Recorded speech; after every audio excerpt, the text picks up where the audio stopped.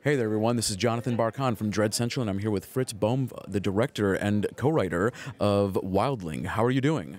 Very good. Very excited to be at South by. It's a fun festival. Are you enjoying yourself so far? Very much so. First time in Austin, first time in Texas, and having a blast. Wonderful. Have you managed to go and get some Texan barbecue while you're here? Some, but I think I need to deepen that. I still. All right.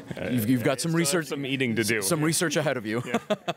Wonderful. So let's dive right into Wildling. And what I noticed about the film is it's very much a coming-of-age story about this young woman who is held within this room, and now she's experiencing the world for the first time. So I'm wondering if you can just expand on the importance of telling these kinds of stories within the horror genre. Right. So, you know, I look at it this way. We all go through a transformative phase in our lives called puberty. Yep. And in the case of Wildling, we focus on the puberty of a girl named Anna who becomes a woman, except in her case, that transformation goes a lot further than it normally goes with Homo sapiens, you know? So, and that automatically puts me into the world of creature features. You know, it's a movie about the transformation, just like The Fly is, or, you know, a lot of werewolf movies, and, you know, or even a movie like Black Swan or something. You know, they're movies that deal with kind of an unsettling transformation that goes a little deeper than what, and a little more unsettling. Yes, a little more unsettling. So that's where this movie lives. All right. So that's where you approached it and how you wanted to tell this story. But I'm wondering, why should people see it? What are they going to get out of seeing this kind of an experience? Well, first of all, they're going to get a genre monster movie that is female-driven.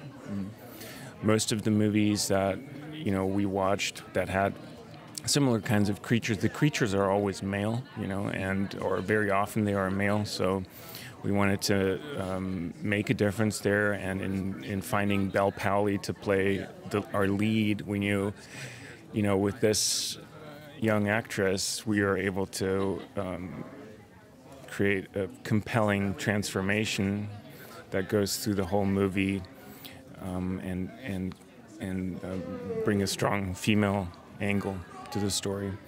And then secondly, it's as a monster movie of sorts, it's one that puts you into the perspective of the monster, which was also one of the important pillars of the project, to really make sure you feel like you're in her skin and you explore everything that happens in the movie through her eyes and ears and even her sense of smell, like everything that is her senses dictates how the movie is designed. And it also asks quite a bit of the audience, because Anna comes into the outside world with such little experience that everything is completely new to her, and it's something that a lot of people who are going to watch this movie cannot understand. So they're put in an uncomfortable position by watching her also be in a very uncomfortable spot, while at the same time transitioning into being a woman. Can you talk about how all of this comes together to create a sort of interesting viewing experience for the audiences?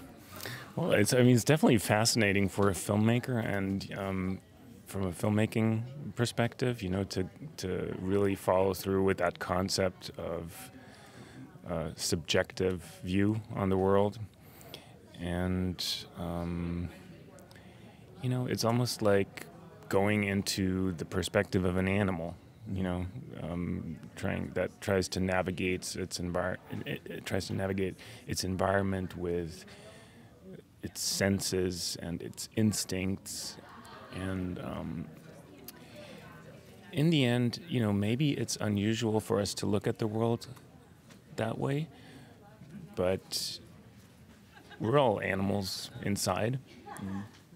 You know, we're all creatures. We all have our own instincts. And we have instincts, yeah. And so we're not really doing something radically different. We're just stripping away everything that is civilization, social norms, and just stripping it all away, so all that remains are these instincts. All right. Now I want to play a little bit of a game with you, if you don't mind. So I'm going to give you 3 werewolf movies, and I'd like for you to rank them.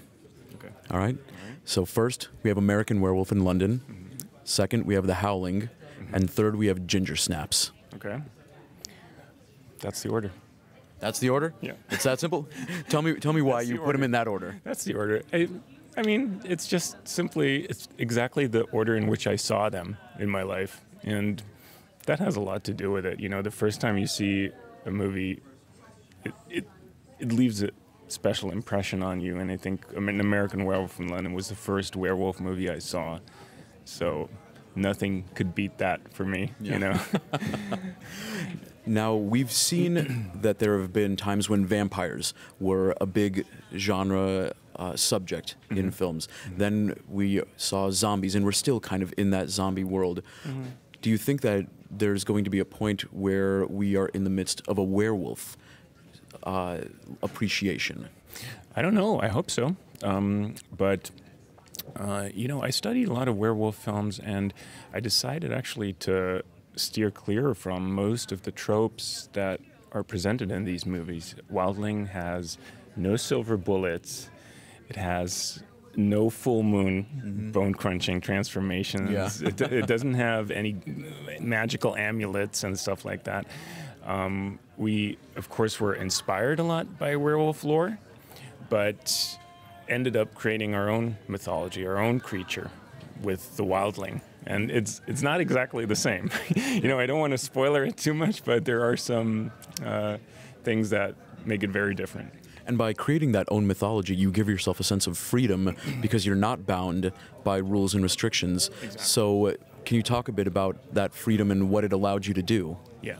I mean, to me, it just, in this world of Wildling, it, for example, wouldn't make sense that there's, the Wildling can be killed with a silver bullet. I mean, a bullet is a bullet. You know, you get a bullet to the head, you're dead. You know, it's like there is no magic. There's more biology. So it's almost the premise as if we're saying, what if millions of years ago, when mankind came about in the cradle of life, maybe somewhere in East Africa where it was warm, what if there was another cradle far up in the north, you know, where the northern lights are, where there's only ice and snow? And what if there came another species into being that was similar to us humans, but a little wilder, a little more predatorial? A little more feral. A little more feral, more designed to survive in the wild and the cold. And we just went with that, you know? So those are our wildlings. And puberty plays a very important part in their development, because when they get born, they look very much like humans. And only with puberty, all those secondary features Start to manifest. Wonderful. That's it. So now the most important question for our readers, when can we see the film? Okay, so it's coming out on April 13th. It will be a limited theatrical release through IFC Midnight. They will launch it initially in New York and LA and then expand in the following weeks. And at the same time, April 13th, it will also be launched on video on demand across all platforms. Okay, wonderful. Well, Fritz, thank you so very much for taking the time, and really excited for our readers to see Wildling. Thank you, I appreciate it. Thank you so much. Take care. Thanks so much for checking out this interview. We want to thank our sponsors, Dark Sky Films, Shudder, and Epic Pictures, for their support. Also, a big thanks go out to South by Southwest Convention for having us here.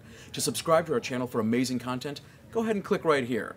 To follow all of our South by Southwest coverage, you want to follow this playlist. To see amazing exclusive horror clips, click here, and make sure to get the very best in horror news by going to dreadcentral.com. Thank you so much.